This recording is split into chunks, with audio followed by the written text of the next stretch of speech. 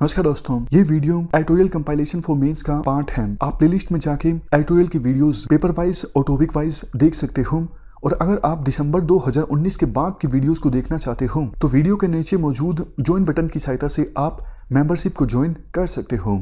चलिए discussion start करते हैं। उनकी लाइफ, उनके काम और उनकी काम की एप्लीकेशंस से संबंधित हैं। आप जीएस पेपर 3 के इस टॉपिक से आर्टिकल को कनेक्ट कर सकते हो। ये सारे एस्पेक्ट्स हम कवर करेंगे इस आर्टिकल में। सबसे पहले बात करते हैं रामानुजन की लाइफ के बारे में। उनका जन्म हुआ 20 दिसंबर 1887 को। आज उनका जन्मदिन है और इसी दिन को मैथमेटिक्स डे के रूप में ऑब्जर्व किया जाता है। देखो, उन्होंने सेल्फ एजुकेशन हासिल की। जैसे कई बार पूछते हैं कि आपने कोचिंग से कहाँ से ली। नहीं, मैंने कोचिंग नहीं ली, मैंने अपने आप से तैयारी की। तो उसी प्रकार से इन्होंने अपने आप से एजुकेशन हासिल की। इन्होंने मैथमेटिक्स में बहुत ज़्यादा एक्सीलेंस हासिल की, जबकि इन्होंने दूसरे सब्जेक्ट्स को नेगलेक्ट कर दिया। ये अपने प्री यूनिवर्सिटी कोर्स को कंप्लीट नहीं कर सके थे। 1908 में इन्होंने पढ़ाई छोड़ दी, लेकिन इन्होंने मैथमेटिक्स में रिसर्च करना नहीं छोड़ा। 1910 तक ये गरीबी से संघर्ष करते रहे। उसके बाद रामचंद्र राव, ये डिस्ट्रिक्ट कलेक्टर थे नेल्लोर के, इन्होंने मंथली अलाउंस प्रोवाइड करना स्टार्ट किया अपनी जेब से। मतलब कितने अच्छे कलेक्टर थे ये रामचंद्रन राव, जिन्होंने अपनी जेब से मंथली अलाउंस प्रोवाइड करना स्टार्ट किया रामानुजन को, ताकि ये अपनी रिसर्च को परस्यू कर सकें।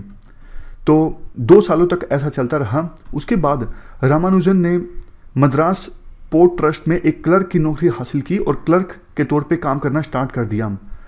उसके बाद इन्होंने ब्रिटिश मैथमेटिशियन G.H. हार्डी से संपर्क किया और उनके कहने पर इंग्लैंड चले गए। 1914 में 5 सालों तक रामानुजन G.H. हार्डी के साथ मिलकर काम करते रहे, 1914 से लेकर 1919 के बीच। और इस दौरान 20 से ज़्यादा रिसर्च पेपर्स को पब्लिश किया और इसी दौरान उनको डॉक्टरेट की उपाधि से नवाजा गया था और रॉयल सोसाइटी का फेलो बनाया गया था। जब वो वापस आए 1919 में, तो उनकी रेपुटेशन तब तक काफ़ी ज़्यादा बन चुकी थी। मतलब ऐसी रेपुटेशन जो इससे पहले किसी भी इंडियन ने एंजॉय नहीं की थी। उसके बाद देखो, 1 साल और तक वो जिंदा रहे और 1920 में उनकी डेथ हो गई। मतलब बहुत ही ज़्यादा यंग एज में इनकी डेथ हो गई। 33 साल के थे सिर्फ ये। 1887 में इनका जन्म हुआ था और 1920 में इनकी डेथ हो गई। और 33 साल की उम्र में इन्होंने कितनी ज़्यादा अचीवमेंट्स हासिल की। शुरू में कहा गया कि इनकी डेथ हुई है ट्यूबरक्लोसिस के कारण, लेकिन बाद में रिवाइज किया गया कि इनकी डेथ हुई है हेपेटिक एमोइबाइसिस के कारण। इस डिजीज़ में क्या होता है, बॉडी पर मल्टीपल एरियाज़ पर पस डेवलप हो जाता है। तो 1919 से लेकर 1920 के बीच रामानुजन इंडिया में रहे और इस दौरान उन्होंने बहुत ज़्यादा इंटेंसिटी के साथ अपने रिसर्च वर्क को कंटिन्यू किया। अब बात करते हैं रामानुजन के रिसर्च वर्क की। देखो, जब तक वो इंग्लैंड नहीं गए थे, 1914 में तो इंग्लैंड चले गए थे रामानुजन, उससे पहले उन्होंने काफ़ी सारे मैथमेटिकल रिजल्ट्स को रिकॉर्ड किया और ये रिजल्ट्स मोस्टली इक्वेशंस की फॉर्म में थे। रामानुजन ने इन रिजल्ट्स को अपनी नोटबुक्स में नोट किया। ऐसी 3 नोटबुक्स थी जिनको अभी भी प्रिजर्व किया गया है और बाद में एक नोटबुक और लिखी गई रामानुजन के द्वारा जब वो 1919 में इंडिया आ गए, यानी 1919 और से लेके 1920 के बीच में। टुगेदर देखो, टोटल 4000 के आसपास रिजल्ट्स प्रोड्यूस किए गए रामानुजन के द्वारा अपने काम में। और बहुत सारे उनके जो रिजल्ट्स हैं वो डीप इंट्यूशन और इंसाइट्स के आधार पर हैं। मतलब इंट्यूशन समझते हो ना, मेरी इंट्यूशन कहती है कि आपका इस बार सिलेक्शन होगा। जब मैंने ये बात बोली तो मेरे पास कोई रीजनिंग नहीं है, मतलब कोई प्रूफ नहीं है जिसके बेस पे मैं ये कह सकूं कि हाँ सिलेक्शन होगा ही। बस अंदर से आवाज़ आ रही है कि इंस्टिंक्ट बोल रहा है कि ये समझ में आता है कि इस बार सिलेक्शन आपका होगा। तो ये इंट्यूशन का एक एग्जाम्पल है। तो रामानुजन ने इतने सारे जो रिजल्ट्स प्रोड्यूस किए, उन्होंने प्रूफ्स रिकॉर्ड नहीं किए उनके।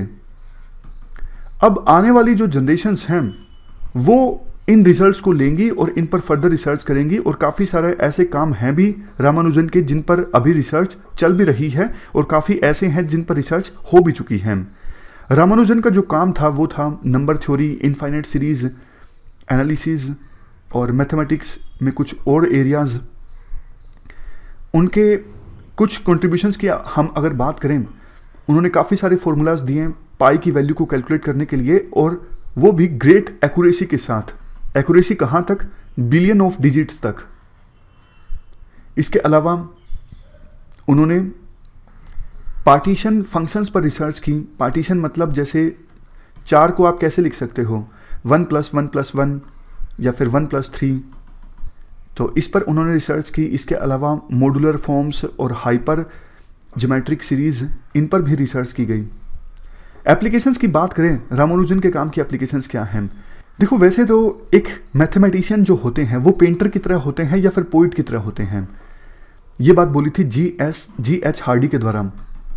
जैसे पेंटर है, पोइट है, उनके काम की समाज में एज सच सीधा सीधा एप्लीकेशन नहीं होती। जैसे किसी ने कोई मेडिसिन डेवलप कर दी तो उसकी तो एप्लीकेशन है ना, उस मेडिसिन का इस्तेमाल किया जाएगा इस डिजीज के इलाज के लिए।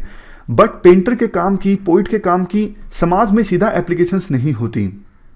उसी प्रकार से मैथमेटिशियन का जो काम होता है उसकी सीधी एप्लीकेशन नहीं होती, बट एक मैथमेटिशियन का जो रिसर्च है वो इस बात से उसकी सिग्निफिकेंस बढ़ जाती है कि उस रिसर्च ने क्या दूसरे मैथमेटिकल आइडियाज़ के साथ कनेक्ट किया है या फिर नहीं किया है।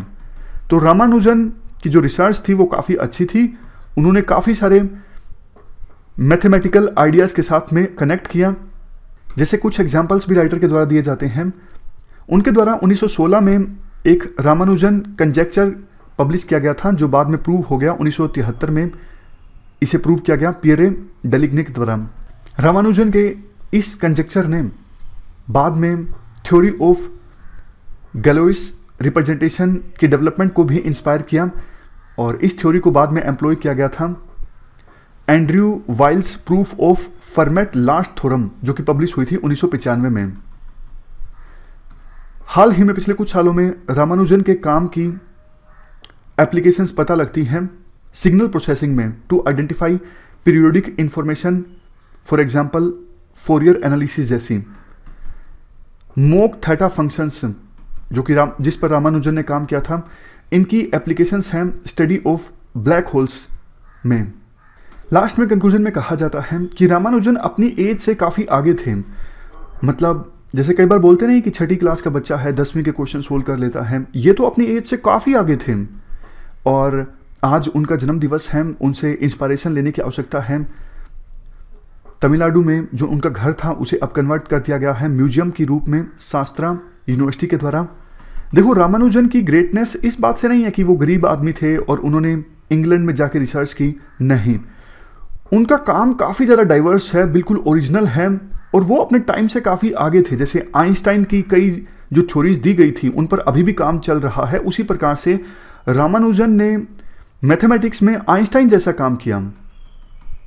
तो ये हमने पूरा आर्टिकल डिस्कस किया। इस डिस्कशन में फिलहाल इतना ही है। Thank you very much for discussion.